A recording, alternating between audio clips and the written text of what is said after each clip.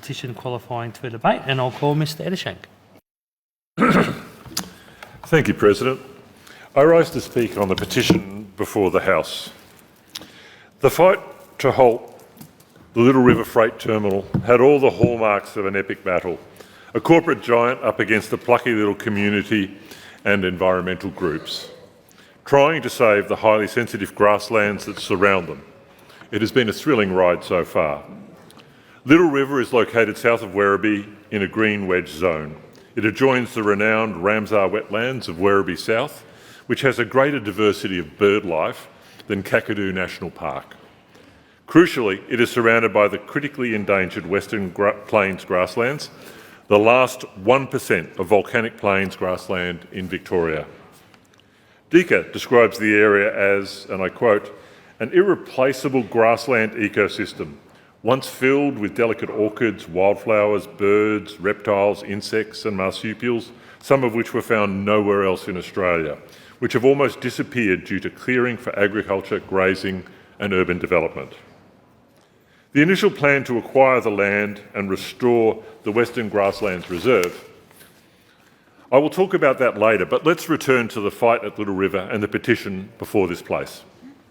In 2021, Pacific National announced plans to develop a mammoth freight storage facility on this highly sensitive land, which is home to hundreds of native species, including the critically endangered growling grass frog, a striped legless lizard, and the golden sun moth, to name a few. On top of the direct damage to the grasslands, this ill-conceived project would have resulted in an estimated 2 million shipping containers a year passing through the site and thousands of truck movements through the area on a weekly basis. It was an environmental disaster waiting to happen, and the proposal was condemned by stakeholders across the board, including the City of Wyndham, who rejected Pacific National's planning application. Hats off to the Council for their courage and vision. Then in 2023, the Minister for Planning invited Pacific National to prepare an environmental effects statement. We met with the Little River Action Group around this time to start to work on a strategy for a campaign. I've rarely seen a community take to organising with such focus and flair. I speak for myself and my fantastic staff when I say it has been an honour and a privilege to work with the Little River Action Group. The community gathered almost 5,000 signatures for the petition before us, and to put that in some perspective, that's about 3 times the size of the township itself. And then last month, Pacific National announced that it was withdrawing its VCAT action to overturn Wyndham Council's decision. However, Pacific National appear to have not so much abandoned the project as to have shelved it for the time being. So the battle was won, but not the war. Which brings me back to the Western Grasslands Reserve.